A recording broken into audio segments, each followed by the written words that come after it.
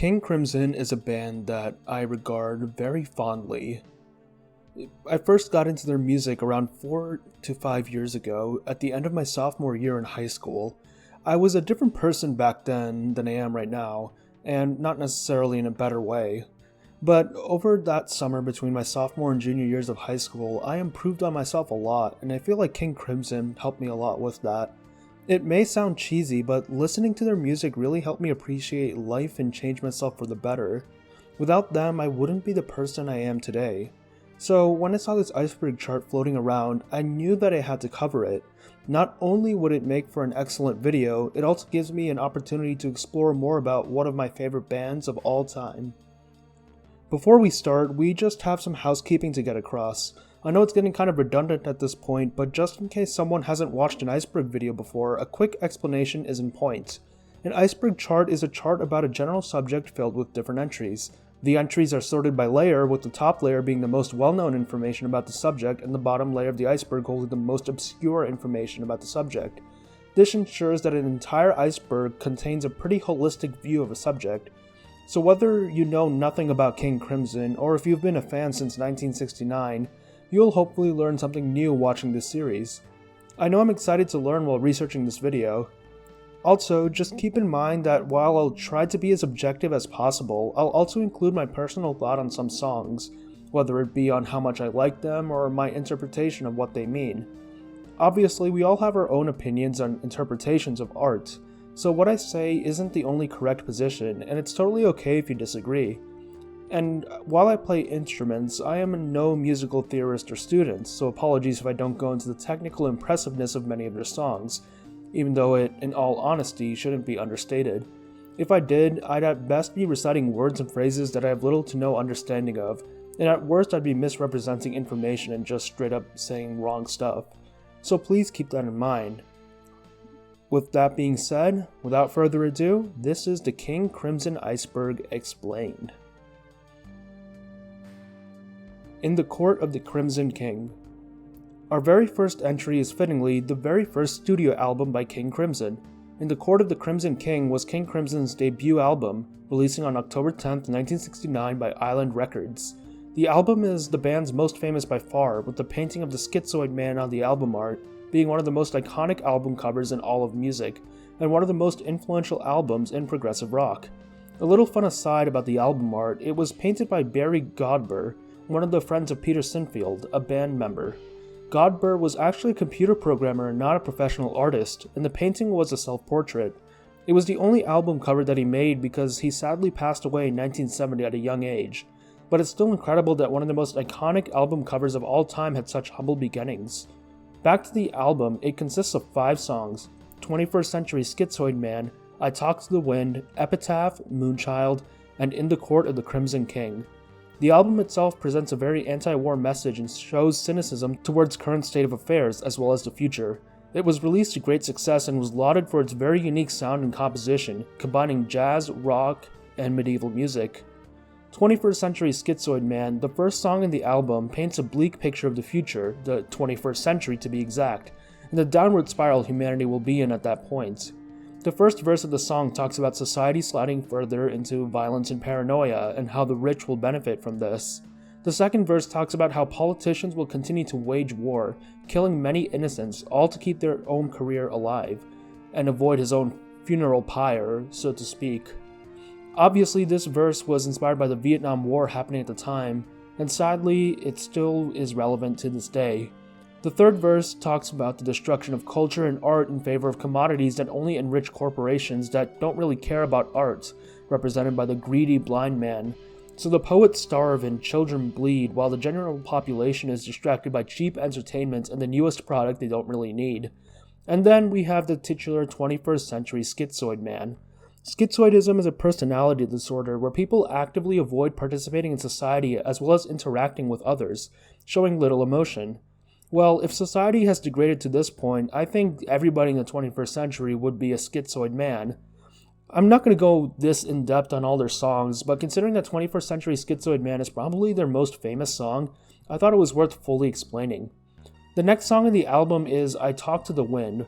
Right away, this is a superb follow-up to the album's opener, with that song's screaming lyrics, distorted guitar, and wailing saxophone being contrasted by iTalk's relaxing flute, laid-back bass, and soft lyrics.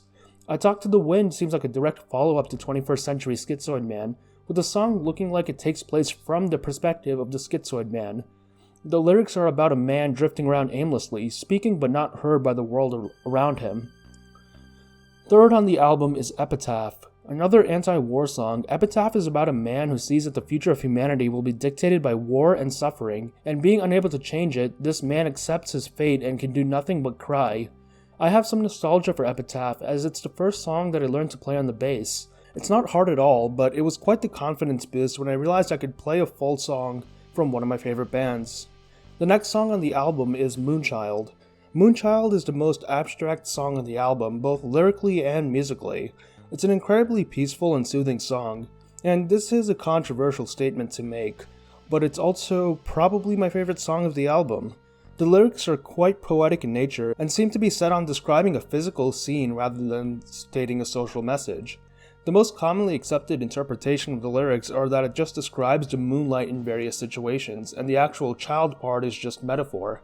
For example, dancing in the shallows of a river refers to moonlight reflecting off a river, and dreaming in the shadows of a willow is moonlight streaming through the branches of a willow tree.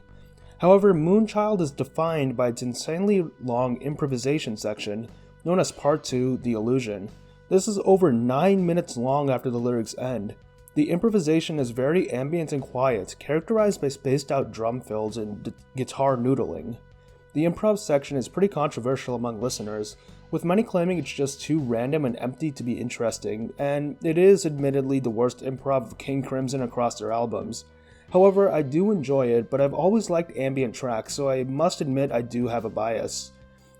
But it is very peaceful, and if anything it lulls you into a calm state of being and cleanses your palate. It makes the final track of the album, The Court of the Crimson King, hit even harder once it begins. The lyrics of Court invoke a poetic yet chaotic description of a king's court, with many different characters like the Yellow Jester and the Black Queen. I'm gonna be honest, I can't even begin to decipher meaning from this. I understand that the song has various themes of control, as the Crimson King is controlling the members of his court like puppets. But anything further than that, I'm stumped. Peter Sinfield has a website called Song Soup on Sea, where he explains a lot of his thought process and inspirations behind the lyrics he writes, but even reading this, I'm still somewhat confused. The whole website is pretty wild. But from what I gleaned, it seems like Sinfield was inspired by the life of Holy Roman Emperor Frederick II.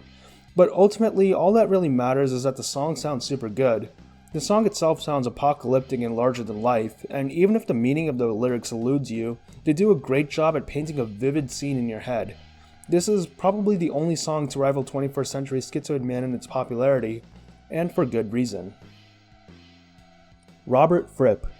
Robert Fripp is the lead guitarist and co-founder of King Crimson, and is notable for being the only member of King Crimson to be part of the band from its creation until the present day. I say the present day because the band never really officially ended, it's just that Fripp said that they were getting too old to tour. However, he did say that although unlikely, future tours were possible, so the band is still technically together. But anyways, Fripp was always interested in playing music, and was a part of various bands before forming King Crimson in 1968. Since then, he's been involved in various musical projects and bands, including multiple incarnations of King Crimson, until officially retiring from professional music in 2012. He also teaches guitar in various groups. Technically, he is known for popularizing cross-picking and developing the new standard tuning for the guitar, as well as Frippertronics, but we'll get into that later. About his personal life, he was born in 1946 in Dorset, England.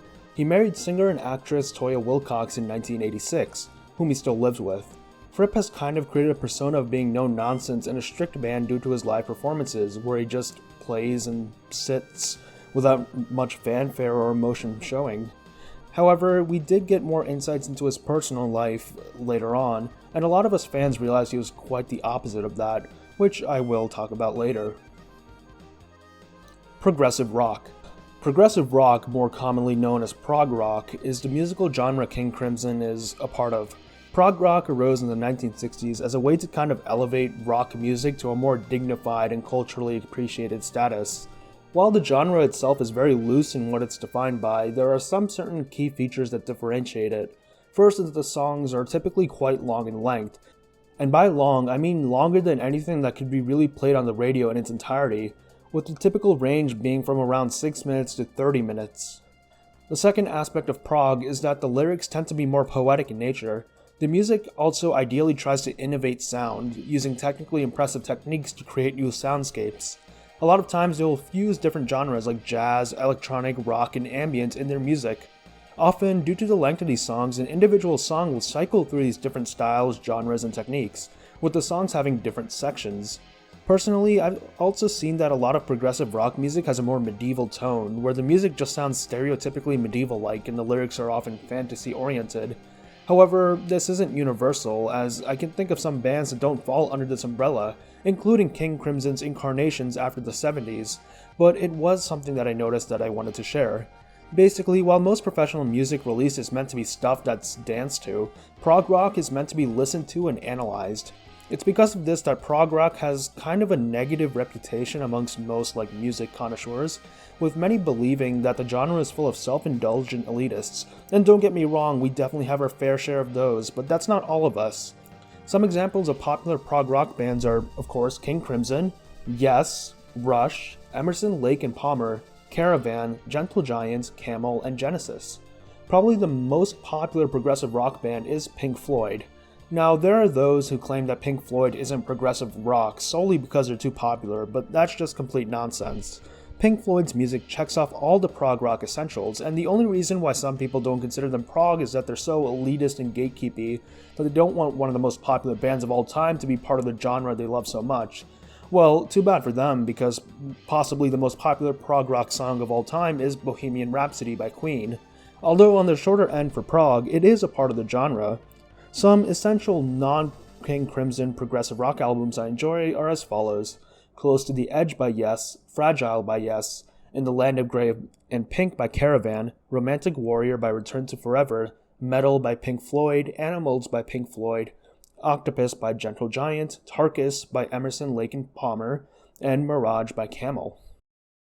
Starless.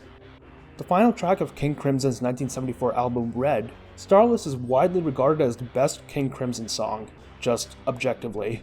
Musically, it is excellent. The song stirs a mix of emotions within you, mostly deep sadness and depression. The lyrics talk about how the brightness and happiness in one's life is drained out. Life is meaningless to you. You cannot see the beauty in a smile. You cannot find faith in worship. You cannot find any stars in the night sky. Your life is completely and utterly hopeless, and as you slip away into death, you reflect back and realize how futile your entire existence was.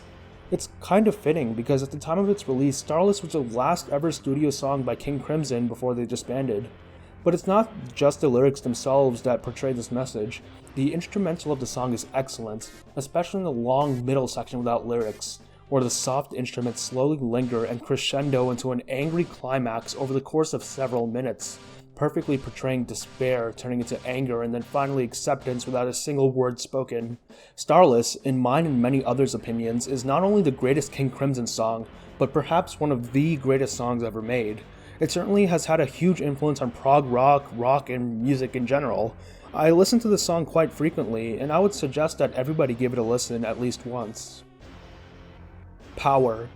Power is a song by Kanye West released in 2010 as part of his album My Beautiful Dark Twisted Fantasy. This is notable because the song prominently features a sample from 21st Century Schizoid Man, where the titular lyric is repeated throughout the song. In April 2022, Declan Colgan Music, the people who owned the rights to the song, 21st Century Schizoid Man, sued Universal Music as they were not paid sufficient royalties from Power's profits gained from streaming. Robert Fripp came out and said that this dispute has been going on longer than necessary, and that the details of the case would shock anyone who believes that one should be paid fairly for their work. JoJo's Bizarre Adventure. JoJo's Bizarre Adventure is a manga series written by Toshiyuki Araki, better known by his pen name Hirohiko Araki. It has been in serialization since 1987 and is still being written to this day. It has also gotten a popular anime adaptation beginning in 2012 and also still continuing to this day. Araki is a fan of a lot of Western music, especially progressive rock and rock in general.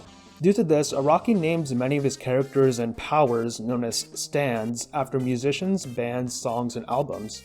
Due to Japan's lax copyright laws, this is allowed. And as you might have guessed, King Crimson is also referenced within this manga. King Crimson is the name of the stand of the mafia boss Diavolo, the main antagonist of Golden Wind, the 5th part of the series. JoJo's musical references can range from a name randomly chosen that has nothing to do with the actual story, to a character whose personality, abilities, and story arc is directly inspired by the music it's referencing. King Crimson leans more towards the latter. Here are all the potential references that I found. First, the album art for In the Court of the Crimson King is reflected in the design of the stand itself, especially with its second, smaller face. Diavolo's character is noted for being extremely reclusive and secretive of his identity, and his final goal is to basically cut off all potential means of someone to find him. That sounds like a pretty cut and clear case of schizoidism to me. Diavolo has a split personality, one of the mob boss and another one of a weird yet innocent guy called Doppio. Often Doppio would hear Diavolo's voice in his head, and he would talk back by speaking out loud, seemingly to nobody from somebody watching from outside. He's talking to the wind. Also, you can interpret the two personalities as the straight man and the late man from the lyrics of I Talk to the Wind, with Doppio being the straight man who participates in society and Diavolo being the late man who isolates himself and simply watches everybody else. King Crimson has a sub-ability called Epitaph, which allows him to see the future but not change it, which is a major theme of the song Epitaph. Part 5 of JoJo revolves around the mafia that Diavolo leads and the various infighting amongst its members. It can be said that this mafia is the court of the Crimson King, and that these traitorous members killing each other are just puppets dancing. Finally, this one might be a stretch, but the song Fallen Angel is about a guy who joins a gang and ends up dying after being stabbed, which is basically what happens to Diavolo. That could just be coincidence and not a reference though. Another potential reference is that Doppio's character is based off the symbol in the Larks and 3 of a Perfect Pair album arts. Both of these symbols represent the merging of the masculine and feminine, which fits the whole Doppio-Diavolo dynamic. But once again, that could just be me stretching, as many other JoJo stans don't have ties this deep to their inspirations. Also, I'm adding this very recently, but in chapter 2 of part 9 of JoJo, we got introduced to the stand of the character Usagi, called Mate Kudasai. This is a very recent reveal, so we don't know everything about this reference. However, from what we've seen so far, its power is to recreate an object but with properties that somebody wishes for. For example, in the chapter it creates a new security camera that changes the faces of anybody filmed by it, as one of the characters wished for it. It fits with the song Mate Kudasai's themes of longing and want. JoJo's Bizarre Adventure is relatively controversial amongst King Crimson listeners, as there's a lot of people who are mad that most of the online discussion about the band outside dedicated forums would often just become swamped with JoJo memes. For example, the comment section of songs like Schizoid Man, Epitaph, and Court are often dominated by obnoxious JoJo fans making jokes. But on the other hand, the series has got a lot of people listening to King Crimson, many of whom became genuine fans of the band afterwards. I myself am kind of like the opposite of these people. King Crimson is what got me into JoJo. But I will admit that JoJo did introduce me to a lot of music and got me into bands I probably would have otherwise ignored. The truth is, everybody is introduced to bands and songs differently. Nobody's born a music connoisseur. There have been lots of examples of people being introduced to music after learning about it from a movie or some other media. As long as everybody is open-minded and people aren't obnoxious, I think no matter how you got into a specific type of music, what matters is that you enjoy it. Greg Lake. Greg Lake was another founding member of King Crimson. He actually grew up in the same town as Robert Fripp, and at one point they both received guitar lessons from the same man, Don Strike. This shared history fostered a friendship in the 1960s, which resulted in him joining the original King Crimson lineup. He was to be the vocalist of the band, and despite being a guitarist, he would quickly learn to play bass, as Fripp didn't want to search for another bassist. He had some involvement in writing the song lyrics, and would actually produce Court himself after their contracted producer left the project. Lake stayed with King Crimson for their second album, after which he left to form Emerson, Lake & Palmer, for which he is most well known. After ELP, he worked on some solo projects and had a brief stint with the supergroup Asia, played in a reformed ELP, and would continue to tour musically well into the 2010s. In his personal life, he had a wife, Regina, and a daughter, Natasha. On December 7, 2016, he sadly passed away from cancer. His autobiography, Lucky Man, was released posthumously in June of 2017. Bill Bruford. Bill Bruford is another prominent member of King Crimson. He initially rose to prominence as the drummer for fellow prog rock band Yes, as he played for the first 5 albums of that band. However, he decided to join King Crimson in 1972 as he believed that it was a band which would challenge him more musically while still being sustainable. He was quoted as saying, "King Crimson was one of the only gigs for a rock drummer where he can play in 17/16 and still stay in decent hotels." He played for the rest of King Crimson's initial run until 1974, which is when they disbanded. However, he rejoined for the 1981 and 1994 iterations of King Crimson amidst several other obligations. He retired in 2009. Afterwards, he released his autobiography and earned a PhD in music at the University of Surrey.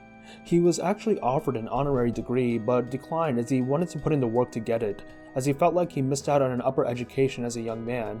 In 2017, he was inducted into the Rock and Roll Hall of Fame as a member of Yes. Peter Sinfield.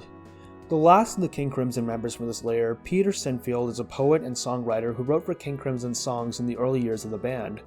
He also did various other work for the band, such as their lighting at shows, advice for artwork on the album covers, and even sometimes playing the synthesizer. He notably was the guy who came up with the name King Crimson. However, as the time went on, Fripp and Sinfield's relationship soured, and in 1972, Fripp asked him to leave. While the exact reason is unknown, it is theorized that this was due to Sinfield's lyrical style, which may have conflicted with Fripp's vision for the band, something we will get to later. Afterwards, he worked with Emerson, Lake and Palmer before working on various other projects. Related bands. It's best to get these bands out of the way, as I've already mentioned them a lot. There are a lot of bands that consist of former King Crimson members, or would contribute members to King Crimson.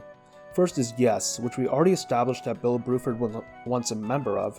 Yes is notable for being another founder and huge name in the world of progressive rock, and was very much a contemporary to King Crimson, especially considering how both underwent a similar evolution from more psychedelic rock in the 60s and 70s to a more mainstream pop rock in the 80s. Emerson, Lake and Palmer is another influential prog rock band that of course featured Greg Lake of King Crimson. Asia is a progressive pop rock supergroup formed in 1982. Its initial lineup featured former King Crimson member John Wetton as bassist and vocalist, and Greg Lake also played the same part for some concerts for the group. Asia also featured several members from Yes, as well as Carl Palmer from Emerson, Lake and Palmer. So yeah, you can say that all these bands are pretty interconnected. Anti-war messages. As I mentioned before, King Crimson's debut album, In the Court of the Crimson King, had some heavy anti-war themes. This was of course a protest against the at the time ongoing Vietnam War, as well as the fear of a potential nuclear war. This is most prominently seen in the songs 21st Century Schizoid Man and Epitaph, with the former talking about the devastation caused by the Vietnam War, and the latter speaking to fears of world leaders causing devastation with nuclear war.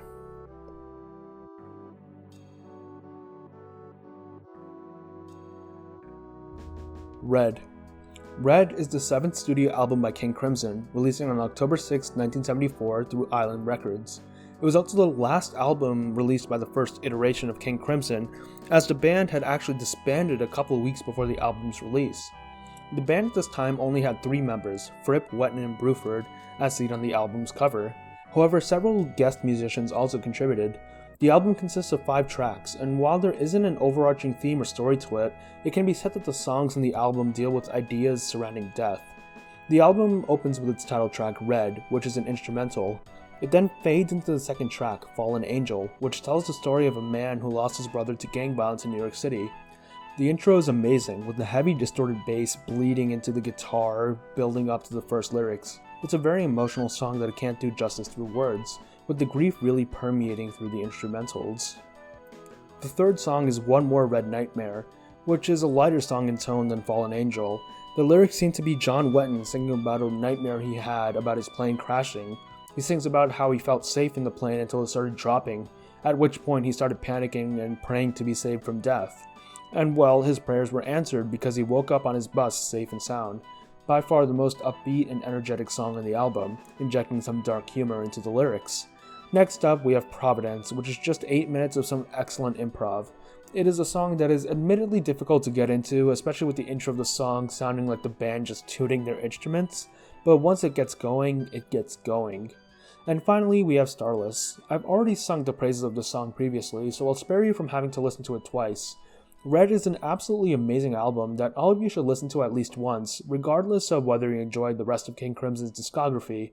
It is considered by many to be the best King Crimson album, and one of the greatest albums of all time. Even Kurt Cobain reportedly said that Red was one of his favorite albums of all time. Red is progressive rock at its best, perfecting Crimson's old sound, while forging new ones.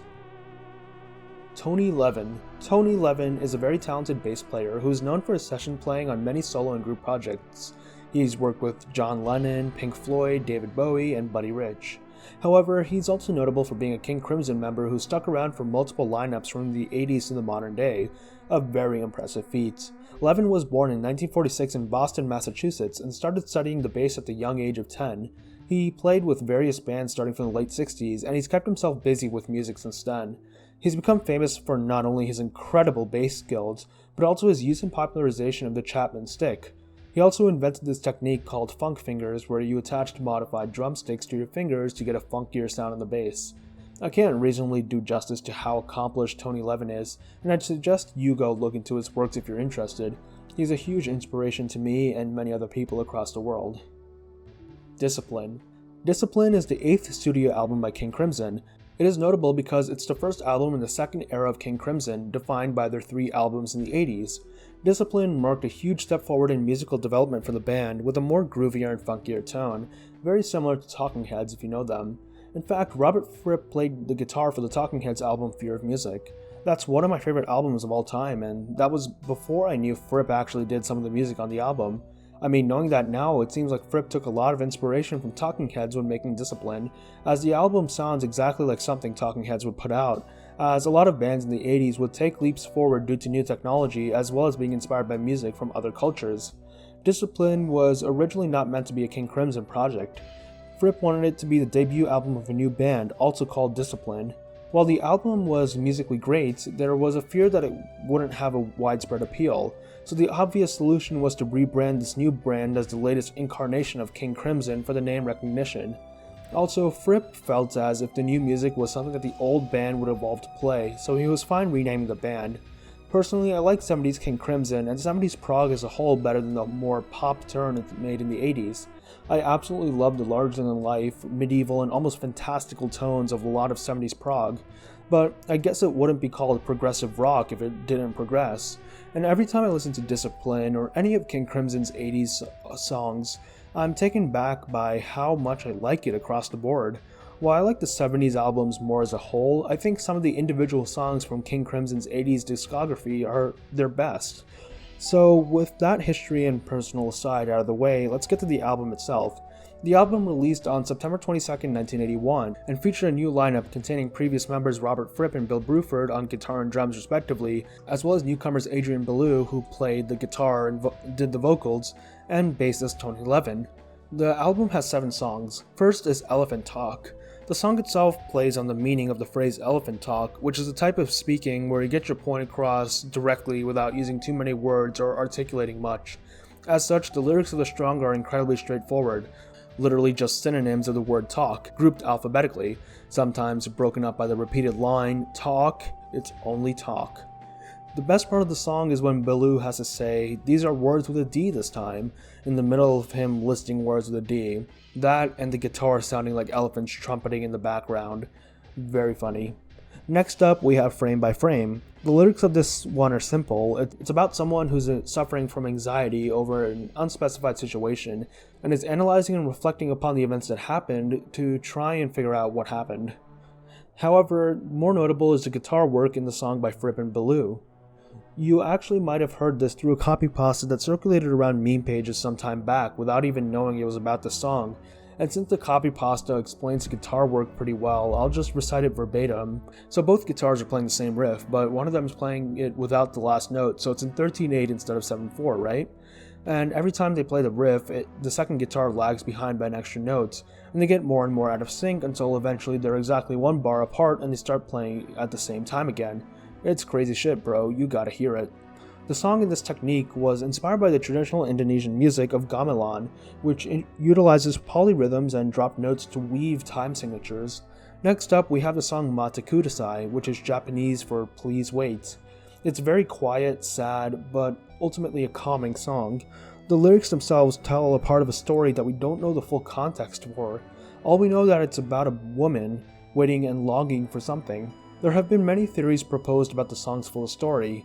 Considering that the title is in Japanese, many people have thought that it's about a Japanese woman living in the United States, but unhappily, and she is waiting to return to her home of Japan. Others have said that it could be inspired by the opera Madame Butterfly, in which a Japanese woman waits for her American husband to return to her and her son as he left her shortly after their wedding. The next song in the album is called Indiscipline, and just like the name, the contents of the song are also quite undisciplined. Originally meant to be an instrumental, the band agreed that it needed vocals to feel complete. So Adrian Belew took a letter his wife wrote to him about a painting she had done, added his own little part, and there were the lyrics to the song. Honestly, a pretty amusing origin story. Moving on, we have Tela Hunjinjit, an anagram for heat in the jungle. This song is about a guy being attacked by thugs in the city.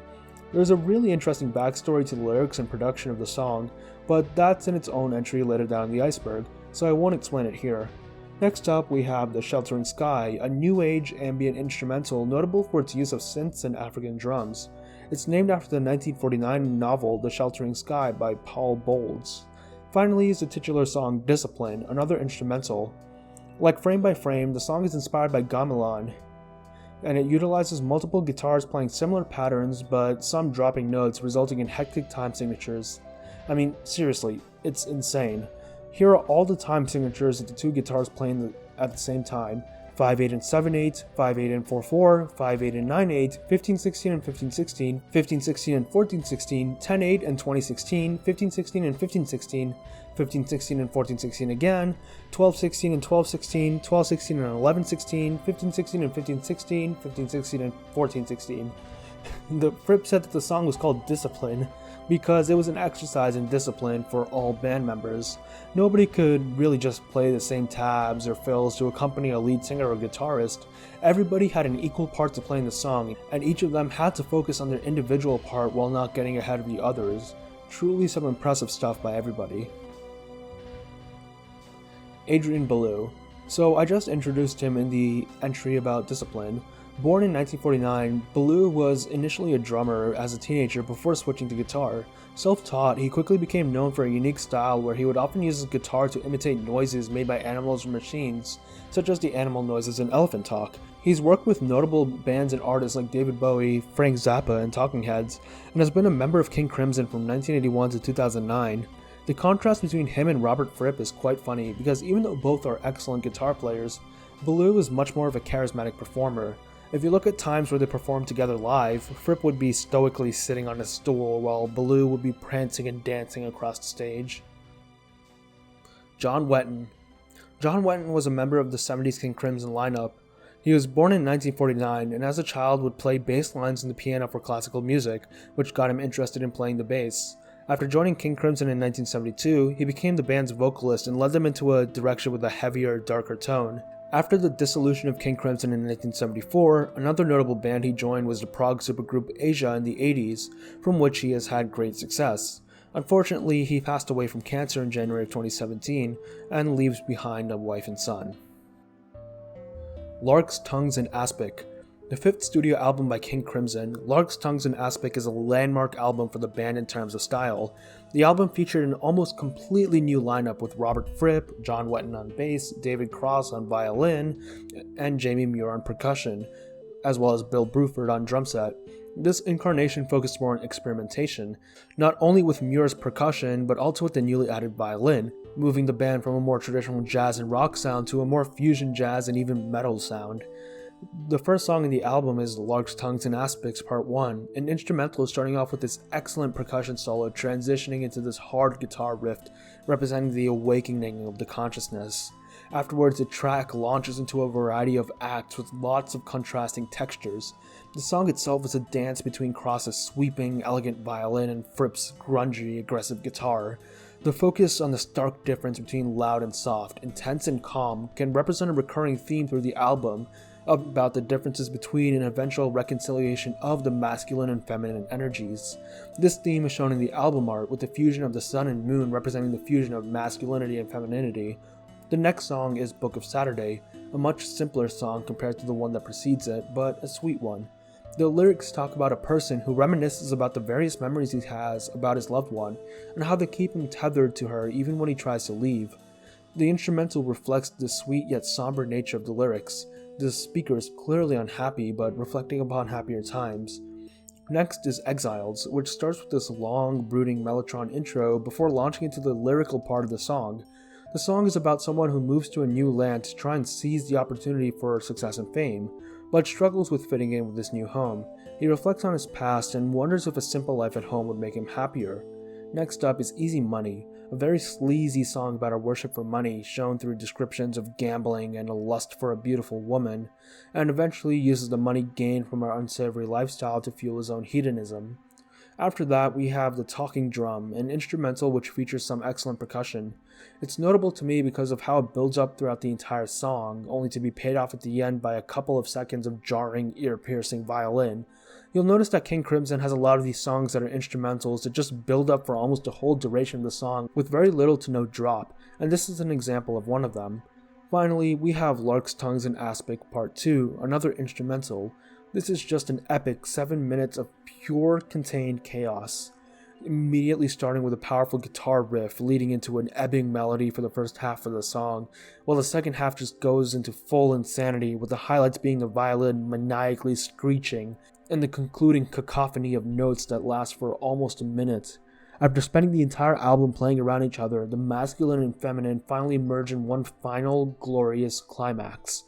Lark's Part 2 is one of King Crimson's essential songs, as the album's sound itself is a landmark for the band, and this song specifically has been frequently played by the band at most of their live shows, resulting in many different iterations of the song. In the Wake of Poseidon. In the Wake of Poseidon is the second studio album by the band, releasing in May of 1970. It's definitely the jazziest out of King Crimson's studio albums, which I respect, and I personally think that it's quite the underrated album in the discography of the band. I also really like the album art. It's called The 12 Faces of Humankind, which features 12 depictions of personalities which make up the human consciousness when combined, as well as the interplay between the elements of earth, water, fire, and air. It's also possible that the characters on the album art could be representative of some of the characters mentioned in the track In the Court of the Crimson King, which is one of many things that make it an unofficial sequel to the debut album, both thematically and musically. The album starts with a short song called Peace, A Beginning. As opposed to all the instrumentals we've been seeing lately, Peace completely consists of vocals. The lyrics are esoteric, but the overall tone is, well, peaceful. The album immediately launches into the energetic next song, Pictures of a City. This is the jazziest King Crimson ever gets in their studio albums musically. The lyrics are disconnected words, no full sentences to be found. Personally, I think the lyrics talk about a couple going out to enjoy the nightlife of downtown, getting drunk and unwisely deciding to go for a joyride afterwards. As a consequence, they crash their car and die. A dark interpretation, but hey, I just choose to enjoy the music. Next up, we have Cadence and Cascade, a very calming and soothing song. The song is sung by Fripp's old friend Gordon Haskell, making it the first song of King Crimson not to be sung by Greg Lake. The song also features soft piano, acoustic guitar, and a flute solo. Cadence is one of my favorite songs due to how relaxing it is, which made it even more shocking when I learned about the meaning of the lyrics.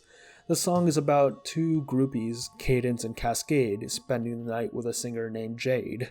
Keeping that in mind, the rest of the song is pretty raunchy, filled with innuendo.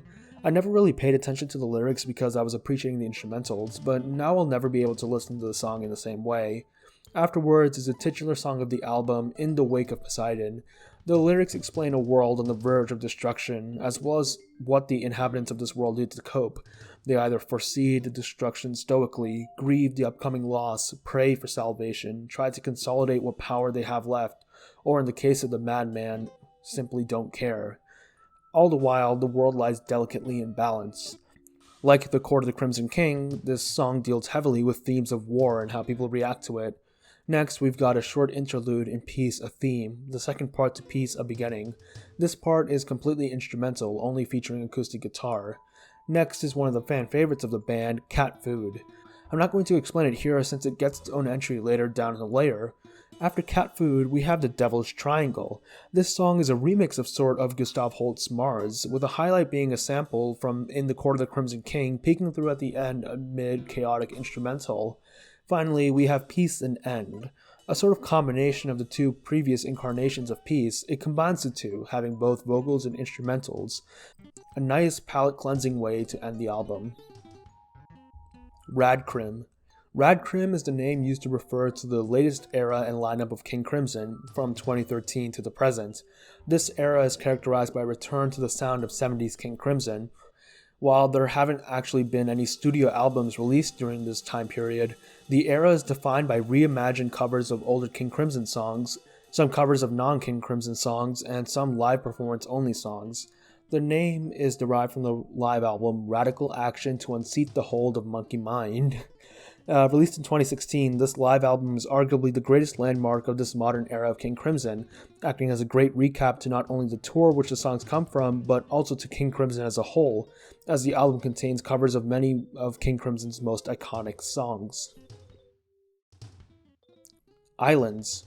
Islands is the fourth studio album of King Crimson, released in December of 1971. It is generally considered the weakest album of 70s era King Crimson, with many people saying that while the technical aspects of the album are good, they're essentially just good performances on conceptually bad songs. However, the harsh criticism is because many were comparing Islands to the previous albums of King Crimson, which is a pretty high standard. In my opinion, it's still a great album. The album's cover is an image of the Trifid Nebula. I love this album cover, and not only just because I love images of space, but also because I feel like it encapsulates the feel of the music itself a lot better than the other album art. The album has themes of journey and searching, with different points of your life acting as islands to stop at during your journey. The album art invokes that in a roundabout way, with the stars acting as islands. Also, Islands is very orchestral and instrumental heavy, and the standout tracks like Formentera Lady and the titular track let the vocals take a backseat to the soothing music. Listening to the album definitely invokes the feeling of getting lost in the grandiosity of space, at least for me. Islands may be considered the worst of 70s King Crimson, but the fact that it's still so unique and beautiful just goes to show how excellent the band is. The album starts off with the song Formentera Lady. The lyrics describe the location where the singer meets the Formentera Lady, a woman whom he falls in love with. The title of the song implies that the location is the Spanish island of Formentera. The song talks about wandering with her during the day, walking through the streets of a town in Formentera. And at night, they both attend a party together, listening to the music before spending the night together. The song is about love, which will be a recurring theme in this album. All the songs with lyrics are about different types of love and relationships. Formentera Lady is a typical love story, memories of meeting a lover in a beautiful setting. The song's peaceful instruments and quietly sung lyrics help to create this sense of innocent, pure love. The next song is Sailor's Tale, an instrumental. I've already established that several of King Crimson's instrumental songs share the same structure. Like the Devil's Triangle and Talking Drum, Sailor's Tale starts off soft and quiet, before slowly building up to an intense and loud finale. However, I will say that Sailor's Tale definitely has a stronger jazz fusion influence than the other instrumentals that I've spoken about, making it stand out. After this, we have The Letters. The lyrics tell a clear story. A woman, upon finding out that her lover is actually married to someone else, writes a letter to the wife of his lover, informing her that he is cheating on her. I often interpreted this to be as her helping the other woman to realize that she's married to a bad person, but other people have said that the term poison pen in the song means that this is a lover bragging to the wife, gloating that the husband prefers her. The wife reads this and understandably feels shocked and betrayed. In the state of high emotion, she writes a letter back. I need no life, to serve on boys and men. What's mine was yours is dead, I take my leave of mortal flesh. Once again, there are several interpretations of this. Almost everybody agrees that the wife ended her own life. The last line makes that pretty clear. It's the line, what's mine was yours is dead, that causes confusion. You can say that this means the wife is talking about the love for her husband. Her love is dead, but now that love has been given to the lover who the husband is cheating with. However, some others say that this actually refers to the husband. The husband was both the wife and the lover's, and now he's dead, implying the wife killed him before writing the letter. Either way, it's a highly emotional song, and the instrumental jarringly switches between quiet, almost ambient backing and loud parts with screeching saxophone, booming drums, and guitar performances that would make a metal band blush. The next song in the album is Ladies of the Road, a quite controversial song, probably the most controversial King Crimson song. Once again, the lyrics are straightforward. The song is about various women the band met on their travels across the world. As the verses go on, the lyrics become more and more sexually explicit. Of course, it's all draped in metaphor, but the true meaning is obvious to anybody with basic media literacy. For example, when one of the girls they meet asks to feel the singer's Fender, I don't think she's talking about his guitar. The song also has some bizarre choices that some consider problematic, such as the singer seemingly ignoring a woman, like saying no to him and continuing to address her. Also, the Chinese girl speaks in stereotypical broken English, which is kind of a yikes. And the entire chorus of the song compares women to apple to steel, which is a very objectifying view of women and sex. Yes, there have been many other artists who've made songs much more explicit and objectifying, but a lot of King Crimson fans wouldn't expect something like this from King Crimson. What makes Ladies of the Road so frustrating is that despite the lyrics, the song's sound itself is excellent.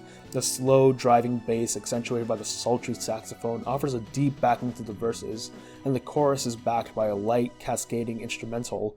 It really does sound beautiful. The next song is another instrumental, Prelude, Song of the Gulls. Not much to say here except that it's quite unique even amongst other King Crimson instrumentals. It's basically just a classical piece with almost no rock elements whatsoever. It's characterized by plucky strings behind a soft woodwind melody. In fact, I'm pretty sure this song just uses an orchestra, not the actual band. Song of the Gulls is recycled from the band Giles, Giles and Fripp, which I will talk about in the next layer. It's likely that they just needed more material to pad the runtime of Islands, which is why they threw this in, but I'm not complaining. Finally, we have the titular track of the album, Islands. Personally, this is one of the most underrated songs from King Crimson. The energy and feelings this invokes is just so cozy, warm, and perfect. The soft mellotron, laid-back drums, piano that is just energetic enough, and the excellent cornet solo makes for a very pleasant listen. When listening to the song, I imagine myself at a beach on a warm night, the waves softly crashing as I huddle next to a fire just to get even warmer while looking up at the stars. This song is Peter Sinfield's last official contribution to the band, and talk about ending off with a bang. The themes of the album are made apparent, with the lyrics describing individuals as islands seemingly separated by a dark sea, but all connected to each other through love and peace. Seems cheesy now that I'm describing it, but it's warming when listening to it.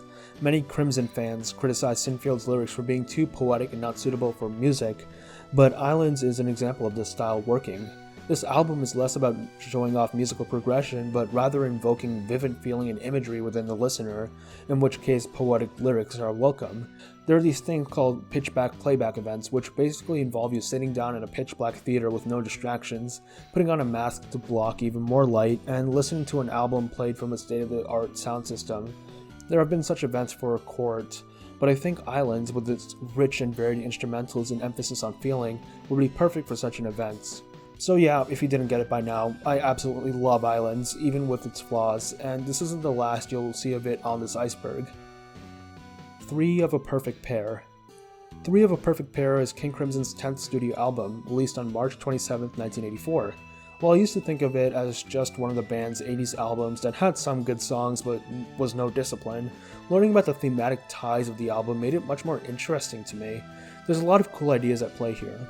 So the name 3 of a Perfect Pair shows how 2 people always have 3 sides to a story, one person's truth, the other person's truth, and an amalgamation of both, the objective truth. The album art also represents this. It is another example of the melding between the masculine and the feminine energy, with the phallic male symbol penetrating the feminine crescent symbol from beneath, forming a new combined symbol. The music also plays with this idea of reconciling dichotomy, as it is a self-referential jab to how the band at the time was struggling between making more accessible pop rock and making more progressive experimental music, so they decided to put both in the album. On the vinyl, side 1, called The Left Side by Fripp, is the accessible side, containing the more pop-oriented songs. These songs were 3 of a Perfect Pair, Model Man, Sleepless, Man with an Open Heart, and Nuages. On the other hand, side 2, or the right side, is Excessive, containing the more classical progressive song. These songs were Industry, Dig Me, No Warning, and Lark's Tongues in Aspic Part 3. Of course, these two different sides of the album, representing the different sides of King Crimson, come together to form the complete album, the true King Crimson, 3 of a perfect pair. It all fits together. Additionally, in future deluxe releases of the album, more tracks were added, with these being called The Other Side, further pushing the themes of 3. The Other Side contains the King Crimson Barbershop, Industrial Zones A and B, and various remixes of Sleepless. With that out of the way, let's get into the songs themselves. We start with the titular track, 3 of a Perfect Pair. The song details the story of a couple. This does not seem to be a happy couple at all, as both of them seem to argue a lot and have their own mental issues. Personally, I think the song is about the nature of relationships. At its core, a relationship is between 2 individual people, but the relationship itself also becomes its own entity, acting as a third force. There are 3 sides to the relationship in the song: the man's truth, the woman's truth, and the relationship's truth. A perfect mess of 3 sides. This relationship forces the problems and attributes of the individual onto the other person, meaning that everybody must work together to ensure the health of the 2 individuals and the relationship. This is how I interpreted the song. However, some fans have also proposed another theory. This stems from the line in the first verse that they have their cross to share. This theory suggests that the cross represents the Christian God, and that the 3 of a perfect pair are the man, woman, and God. Many devout Christians have the belief that marriage is not just between a husband and wife, but rather between a wife, husband, and God. This song could be a cynical jab at that belief, as there are only 2 people in the relationship, but there are actually 3 of them, as both believe God is a part of their relationship. And the repeating lines about schizophrenic tendencies making the relationship complicated may be talking about how the couple's insistence to satisfy God, who has no actual physical presence in the relationship, is causing rough patches in the relationship. These darkly humorous lyrics are accompanied by a surprisingly upbeat instrumental and catchy vocals. This is a song that can get stuck in your head much easier than other Crimson songs, due to it being more formatted like a mainstream pop song than the other more progressive Crimson songs. Next up, we have Model Man. Once again, a song with a repeating catchy chorus. This seems to be your typical love song. The protagonist talks about how he's not perfect at all, but will still do the best he can to be a good lover. Next up, we have Sleepless. This is one of my favorites on the album, mostly because of the amazing bass line it begins with, but the catchy chorus doesn't hurt it. The lyrics are inspired by Adrian Belew's experiences with not being able to fall asleep during a stay at a flat. However, the lyrics are also a quite accurate description of sleep paralysis. Many people describe feeling fear as they almost think that they're underwater while in bed, unable to move as shadowy figures surround them. That's exactly what the song's lyrics are about. After Sleepless, we have Man with an Open Heart. Another love song, this song almost tells the opposite story to Model Man. Man with an Open Heart talks about how even though a girl is not perfect and sometimes moody, angry, and illogical, a man should keep an open heart and still love her all the time. Of course, this is an obvious message, but still a nice one. Finally, we have Nuages. I'm honestly not really sure why this is on the left side, because this is definitely more of a slow burn instrumental that's almost the polar opposite of the other more pop-like songs. The irregular percussion behind the distorted guitar definitely gives the song a unique feel. Now we move on to side 2, the right side. First on the side is Industry. Another instrumental, Industry lives up to its name, with its distorted bass and methodical drums giving the imagery of a grey factory, and as the song progresses, wailing guitar, slap bass, and what I think is a mellotron entered to add more of an ethereal feel to the song. The song is an absolute delight and an excellent start to the side. Next up, we have Dig Me, which I personally think is the weakest song in the album. It tries again to create that industrial vibe of the previous song in the intro, but it just sounds messy here. However, the singing really kicks in around a minute 20 in, and the song gets better, until the singing ends like 25 seconds later. I appreciate that they were trying to do something more experimental here, but it falls flat and isn't that pleasant to listen to. After that, we have No Warning. This seems like it was an improvisation that made it into the album, but it's pretty fun. There's not a lot I can say about this other than that Fripp and Belew's guitars playing off each other sounds cool. The final song on the side is Lark's Tongue in Aspic Part 3. Yeah, a title that you didn't really expect to see in an 80s King Crimson album. I bet that the fans of classic King Crimson in 1984 lost their minds when they saw this title. Joking aside, why even make a third part to Lark's Tongue in Aspic a decade after the first 2 released?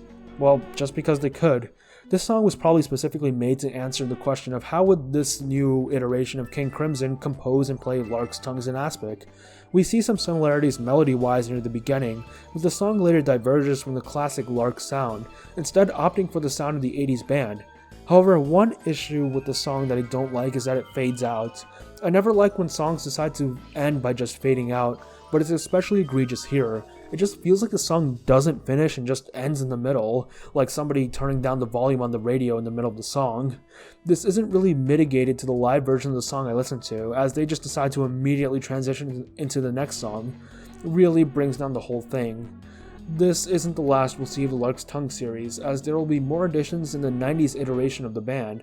However, that is it for the album. I know that I'm missing the bonus tracks that some of you may be eager to hear about, but you'll need to wait a bit for those. Jacko Jaksic. Michael Jaksic, better known by the nickname of Jacko, is the lead singer and a guitarist of King Crimson's most recent iteration. He was born on June 8, 1958 in London, and was later adopted by his parents less than 2 years after his birth. From a young age, he wanted to be an actor and a musician. After a troubled home life, he was kicked out of his home at 16, after which he pursued his acting and music career, while also working other jobs to stay afloat.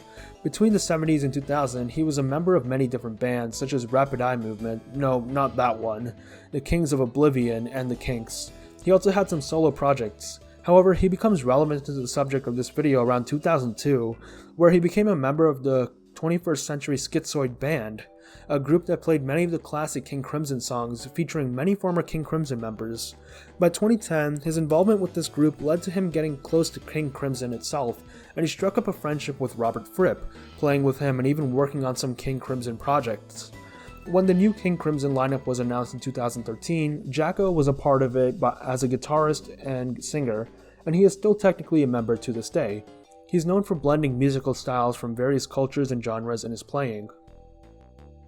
Other genre classifications. Of course, we've already gone over the fact that King Crimson is a progressive rock band.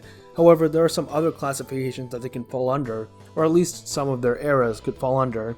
For example, I talked about how they leaned more into a prog pop genre in the 80s. Additionally, in the 90s and 2000s, some of their songs, especially those in the album The Power to Believe, can fall under a metal category. Also, a lot of King Crimson songs fall under jazz fusion. There are a lot of other genres that can fall under, like psychedelic rock, art rock, and new wave, and while there are distinctions between the genre, once you get super specific, there's a lot of overlap, and trying to categorize music by putting it into a box specifically defined arguably goes against the whole point of constantly innovating your technique and sound. Lizard. Lizard is the third studio album by King Crimson, released on December 10th, 1970. This album took place in the same transitory period as their second album, with bassist and singer Gordon Haskell and drummer Andy McCullough joining the band mostly just for this album.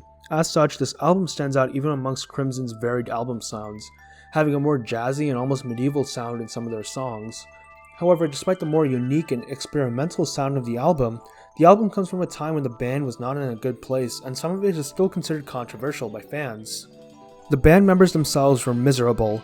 For example, Haskell only joined the band for money, not necessarily for creative reasons, and really did not like the music he was playing. Of course, Fripp was always harsh on the players, which resulted in Andy McCullough often breaking down in tears. However, Fripp himself hated working on this album. In fact, he referred to the album as unlistenable. While I think this is a bit harsh, I do have to agree with this assessment that the album tries to cram in too many ideas and lacks a unifying theme. It would be cool if they went all in on the medieval, flowery feel a lot of the album has, but there are a couple of songs that take you out of that. This medieval feel that the album has is helped by the album art, which was a commissioned piece by Jeannie Barris. It looks like a medieval tapestry, with the words King Crimson being painted in ornate fonts, with King on the back cover and Crimson on the front cover. The letters have their own little diorama in them. The letters of King depict the final song of the album, the titular Lizard. Meanwhile, the Crimson side depicts all the other songs in the album. So is Lizard really as bad as some people say? Let's take a look at the songs. Lizard starts with the song Circus. This song is a pretty clear metaphor for the perceived debauchery of society at large, comparing it to a circus. I think the song's first verse represents birth and growing up, before setting out into the adult world. Our protagonist enters the circus, where the ringleader urges him to join the parade. He sees various members of society, from policemen to politicians, parading along at the behest of the ringleader. Eventually, it all falls apart and the circus devolves into chaos, but the ringleader doesn't seem to care because he profits.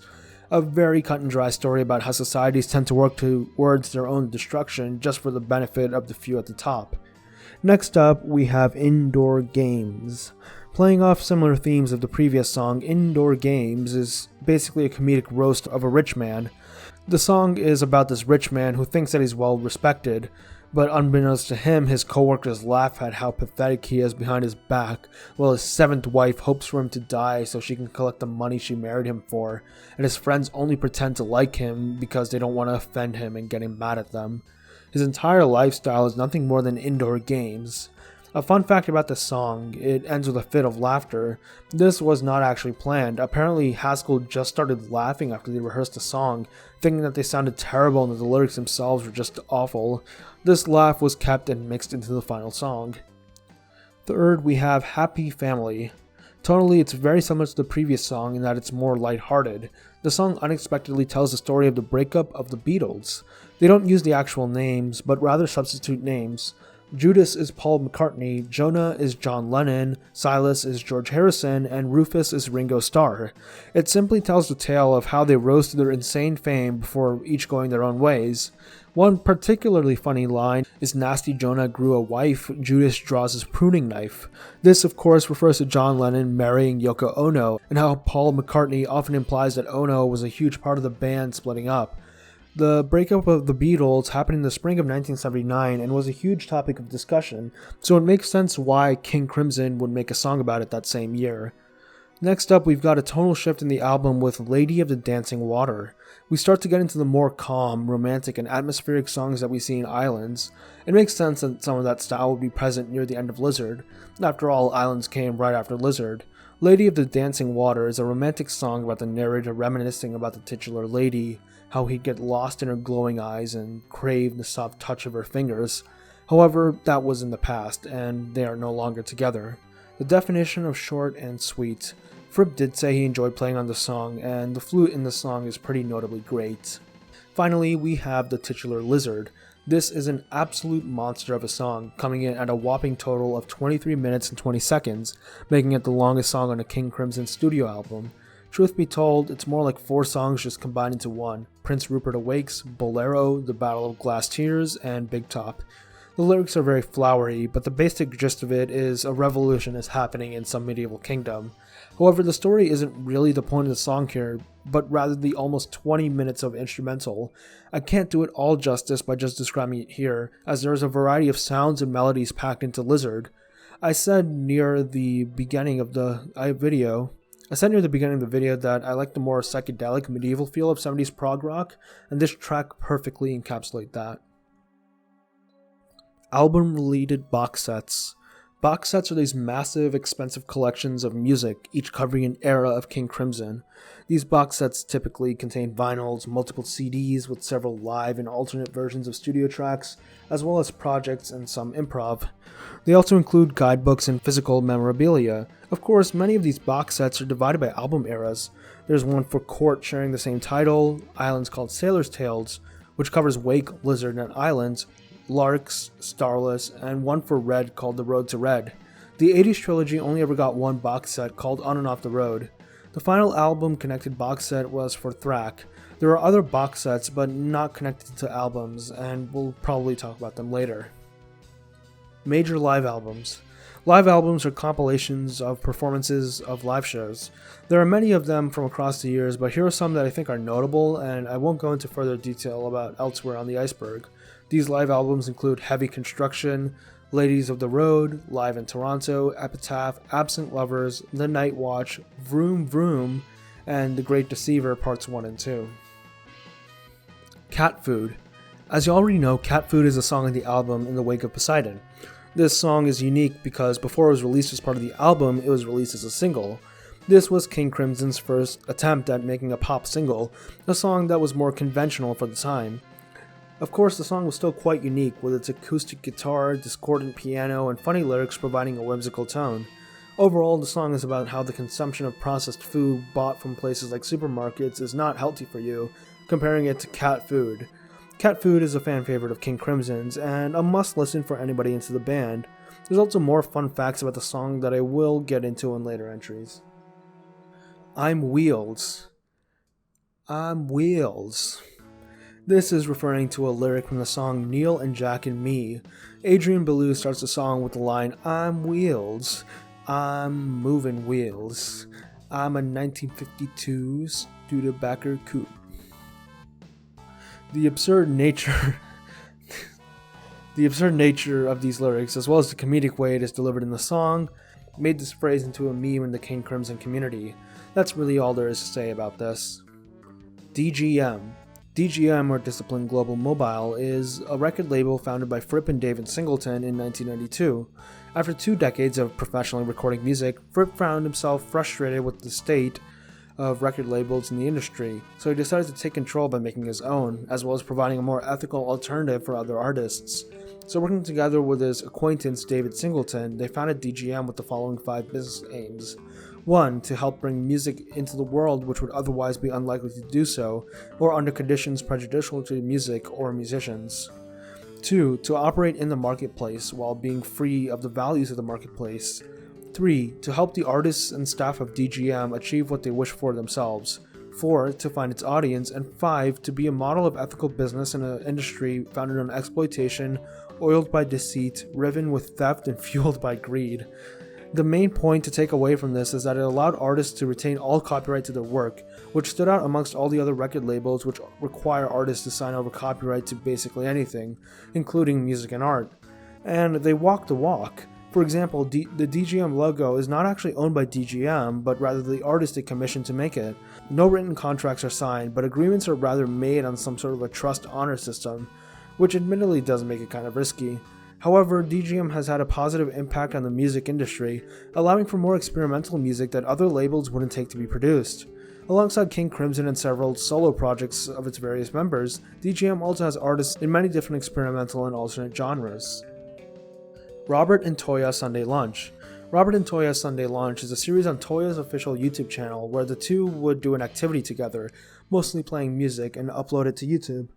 This was supposed to be a way for the two to stay active and interact with fans during the lockdowns of 2020. The series technically started on May 1st, 2020 with a video called Toya and Fripp Swan Lake Sunday Lockdown Lunch. It featured the two dressed up as ballets dancing to Swan Lake. We're already off to a strong start here, as for many King Crimson fans, seeing a typically serious Fripp wear a tutu and frolic across the field was a huge shock. I believe that Toya started the series because she wanted the world to see this side of Fripp. Before, many people knew him as a brilliant musician, but a serious, no-nonsense one who would sit motionlessly while performing and rule over the other members of his bands with an iron fist. So telling King Crimson fans of even 5 years ago that one day we would see with our very 2 eyes Fripp dressed up as a bee being chased by Toya in a dinosaur suit, and we would call you insane. The series really did a lot to change the public perception of Robert Fripp, and has been super successful as well. The most popular videos on Toya's channel are the Robert and Toya Sunday Lunches. While they did start with shorter skits, they would later transition to covers of popular songs.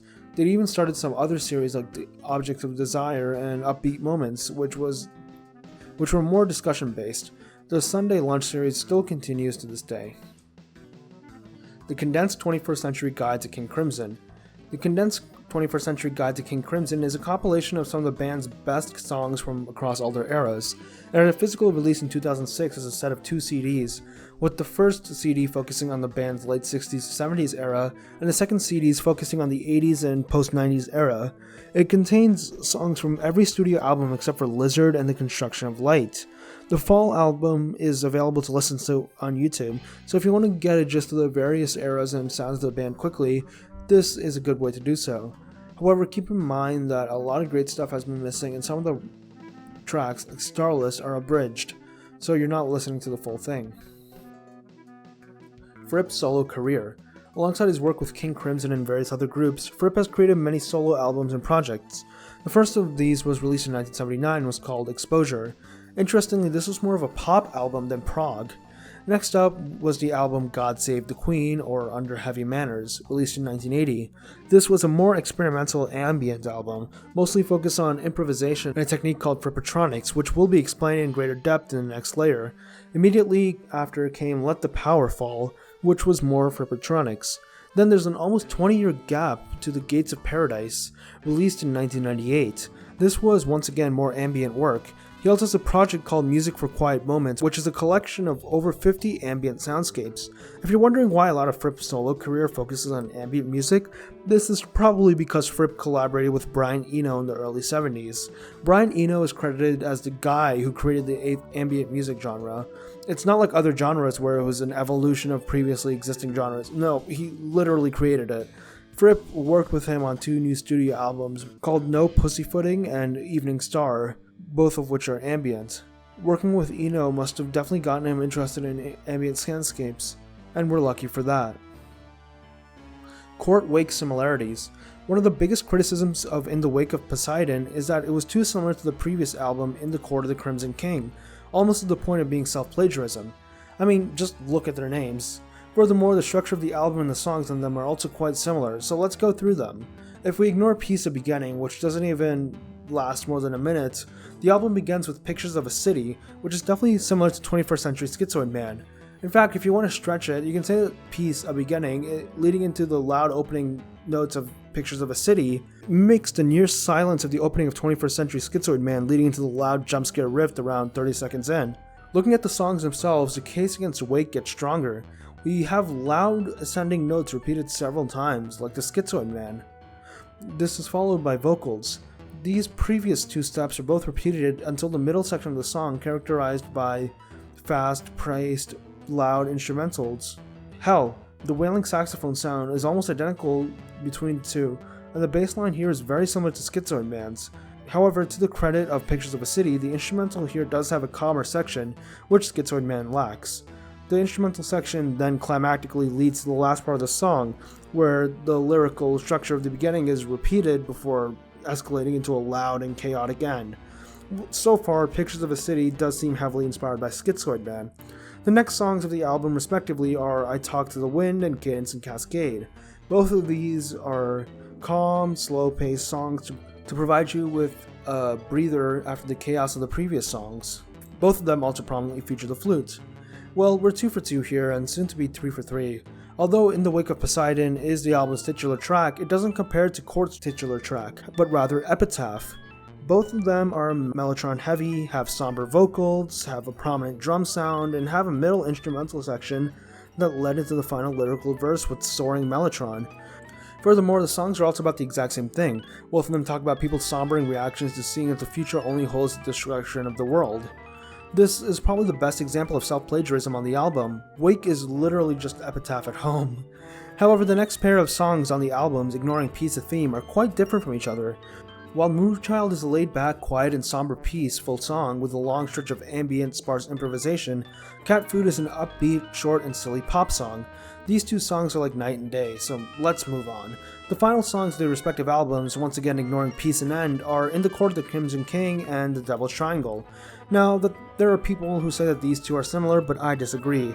Devil's Triangle is obviously inspired by Gustav Holst's Mars, not Court's. And unlike Court, which starts off loud and carries the energy throughout most of the song, Devil's Triangle starts off soft and slowly builds up to its loud climax over the course of several minutes. However, the choice to end off both albums in these larger-than-life, apocalyptic songs is a thematic relationship, and I can't ignore the fact that Devil's Triangle literally samples In the Court of the Crimson King around 10 minutes and 45 seconds into the song. So what's the verdict here? Well, while there are differences, a lot of In the Wake of Poseidon was inspired by In the Court of the Crimson King. I think that this was due to circumstance at the time. While Wake was being created, it was a chaotic transitory period for King Crimson, so the band likely saw that their previous album was a hit and worked, so they decided to fall back on that same reliable sound for Wake. It's a shame because all of King Crimson's studio albums, especially during that run in the 70s, were known for their unique sound compared to the others, except for Wake. However, being inspired by one of the greatest prog rock albums of all time is hardly a serious negative. The Stones in the Park. This refers to the festival that happened in July of 1969. While the headliner band was the Rolling Stones, the festival also featured a new up-and-coming band called King Crimson as an opening act. King Crimson hadn't even released a studio album at this point, and were only invited to play because people were saying good things about their previous, more local live performances. Their set list consisted of 21st Century Schizoid Man, In the Court of the Crimson King, Get Thy Bearings, Epitaph, Travel-Weary Capricorn Man, and Mars. The crowd in the attendance numbered at over 600,000, making it the largest live audience King Crimson has ever played to.